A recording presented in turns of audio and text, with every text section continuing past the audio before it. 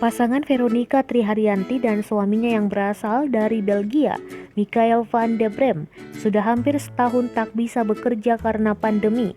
Bermodalkan resep masakan turun-temurun dari nenek, Michael bersama Veronica akhirnya membuka warung ayam panggang. Mereka pun menyulap gudang tak terawat menjadi sebuah warung yang dinamai Chicken Shack. 4 bulan lalu mereka mencari tempat untuk bisnis kulinernya dan dipilihlah Jalan Tirto Dipuran, Kecamatan Mantri, Jeron, Kota Yogyakarta. Awalnya tempat tersebut hanya tempat tak terawat yang kemudian dibersihkan dan direnovasi.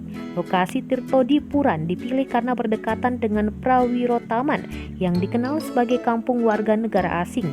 Di sekitar lokasi pun banyak hotel sehingga diharapkan bisa menarik wisatawan. Veronica sebelumnya bekerja di bidang event, sedangkan Michael bekerja di bidang pariwisata. Karena pandemi COVID-19 tak ada lagi yang bisa mereka kerjakan. Baru 4 bulan yang lalu mereka memulai bisnis kuliner. Meski banyak warung olahan daging ayam di Yogyakarta, warung Chicken Shack milik Michael dan Veronica ini menawarkan sajian berbeda.